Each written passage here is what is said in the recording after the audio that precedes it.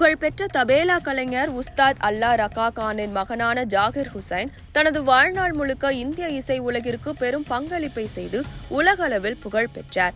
இந்திய படங்கள் மட்டுமின்றி சர்வதேச அளவில் பல்வேறு திரைப்படங்களில் பணியாற்றி உலகம் முழுவதும் இசை நிகழ்ச்சிகளை நடத்தியுள்ளார். ஜாகிர் ஹுசைனுக்கு இந்திய அரசு பத்மபூஷன், பத்ம விபூஷன், பத்மஸ்ரீ மற்றும் இசைத்துறையில் உயரிய விருதாக கருதப்படும் சங்கீத நாடக அகாடமி ஆகிய விருதுகளை வழங்கி கௌரவப்படுத்தியுள்ளது. இதனிடையே 73 வயதான ஜாகிர் ஹுசைனுக்கு திடீர் நெஞ்சுவலி ஏற்பட்டது. இதையடுத்து அவர் கடந்த வாரம் சான் பிரான்சிஸ்கோவில் உள்ள மருத்துவமனையில் அனுமதிக்கப்பட்டிருந்த நிலையில் இடியோபேட்டிக் நுரையீரல் ஃபைப்ரோசிஸ் பாதிப்பால் டிசம்பர் 15ஆம் தேதி இரவு அவர் மரணமடைந்ததாக அவரது குடும்பத்தினர் உறுதி செய்துள்ளனர். இந்த நிலையில் ஜாகிர் ஹுசைன் பற்றி சில உண்மை தகவல்களை பார்ப்போம். ஜாகிர் ஹுசைன் தனது 3 வயதில் தபேலா வாசிக்க தொடங்கி 7 வயதில் தனது முதல் பொது நிகழ்ச்சியை வழங்கினார். மேலும் தனது 12 வயதிலேயே முதல் சர்வதேச கச்சேரி சுற்றுப்பயணத்தை மேற்கொண்டு இந்திய பாரம்பரிய இசையை உலகளவில் பிரதிநிதித்துவப்படுத்தினார். Hussain Mickey Hart, Sikiru Adepoju, Giovanni Hidalgo ஆகியோருடன் பிளானட் ட்ரம் என்ற ரிதம் இசைக்குழுவின் ஒரு பகுதியாக இருந்தார். இவர்களுடைய முதல் ஆல்பம் 1992ஆம் ஆண்டு சிறந்த உலக இசை ஆல்பத்திற்கான கிராமி விருதை பெற்றது.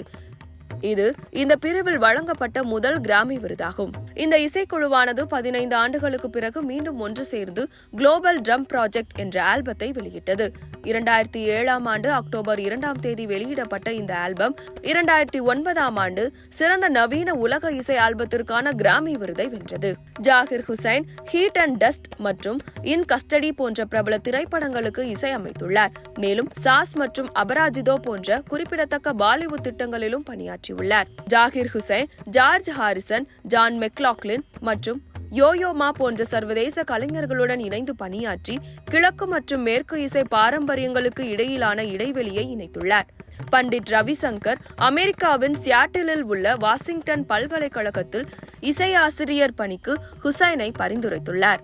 இந்திய இசைத்துறையில் ஒரு முன்னோடியாக கருதப்படும் ஹுசைன் ஹிந்துஸ்தானி கரானாவில் ஜாஸ் ஃபியூஷன் மற்றும் உலக இசை பாணிகளை அறிமுகப்படுத்தினார் மற்றும் இந்திய ரிதம் ஸ்கோர்களின் வடிவத்தை மாற்றியமைத்தார்.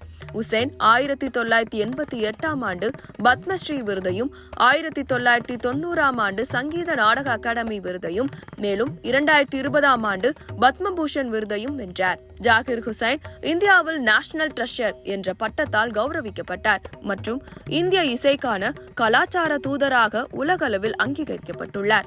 1999ஆம் ஆண்டில் ஹுசைனுக்கு கலையின் தேசிய பாரம்பரிய ஃபெல்லோஷிப்பிற்கான யுனைடெட் ஸ்டேட்ஸ் நேஷனல் என்டோமெண்ட்டை அமெரிக்கா வழங்கியது.